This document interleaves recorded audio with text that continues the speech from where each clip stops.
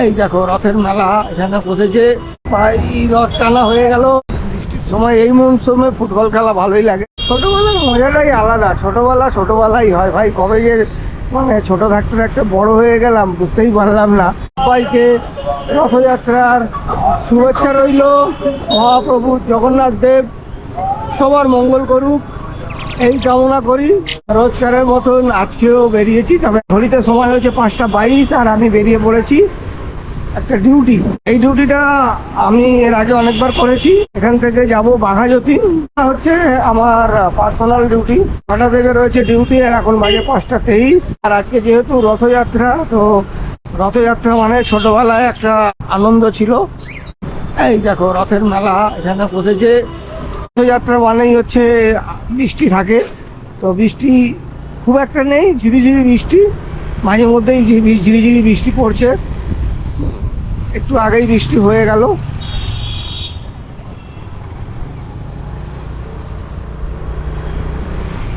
জয় জগন্নাথ। ছোটবেলার মজাটাই আলাদা, ছোটবেলাই হয় ভাই। কবে যে মানে ছোট থাকতে থাকতে বড় হয়ে গেলাম বুঝতেই পারলাম না। আর এখন সেই ছোটবেলাটাকে মিস করি আমরা, কেন যে বড় হলাম। এখন চাইলেও আর সেই ছোটবেলায় ফিরে যেতে পারবো না। ফুটবল খেলা হচ্ছে বৃষ্টির সময়, এই মৌসুমে ফুটবল খেলা ভালোই লাগে। রাস্তায় ছোট ছোট বন্ধুরা সব রথ নিয়ে বেরিয়েছে, ওইখানেও রথ বেরোয়। একেবারে রথের সামনে দাঁড়াবেন না। জয় জগন্নাথ। জয়। আমাদের যে কোনো ফেস্টিভ্যালই বেশ মজাদার হয়, বেশ ভালো লাগে, খুব আনন্দ হয়। দেখো রথ, এখানেও রথ।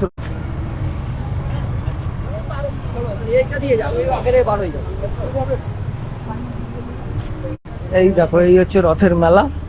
এই হচ্ছে আমাদের আগে রথের মেলা ছিল আর কি। এই যে রথ বেরিয়েছে। জয় জগন্নাথ, জয় জগন্নাথ, জয় জগন্নাথ, জয় জগন্নাথ, জয় জগন্নাথ, জয় জগন্নাথ, জয় জগন্নাথ, প্রভু জয়।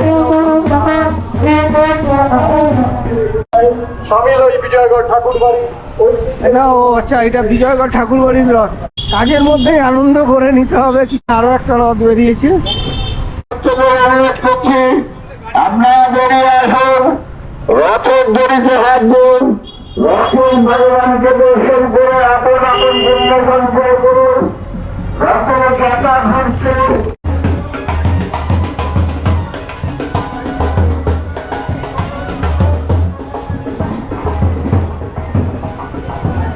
সুযোগ আছে একটু রথের দড়ি টেনে আসি।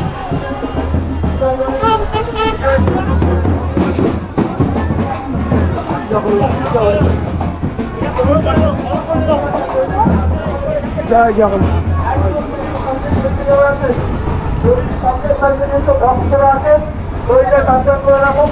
ভাই রথ টানা হয়ে গেল। জয় জগন্নাথ, জয় জগন্নাথ।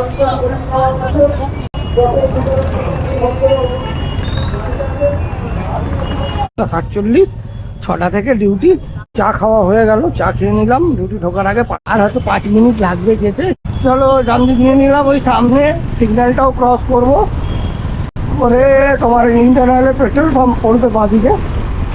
পেট্রোল পাম্প থেকে বাঁদিকে নিতে হবে। কোথায় যাবে না যাবে কিছু জানি না আমি। কোথায় যাই দেখি, কখন ছুটি হয় বাঁদিক নিতে হবে। বাঁদিক নিয়ে এখন সোজা যাবো। এই যে ডান দিক ঘুরে সোজা গিয়ে আবার মানে বেশ সোজা কিছুটা যেতে হবে। সোজা গিয়ে আবার বাঁদিক ঘুরতে হবে, বাঁদিক ঘুরে আবার ডান দিক ঘুরতে হবে। এখান থেকে বাঁদিক নিলাম, বাঁদিক নিয়ে ডান দিক।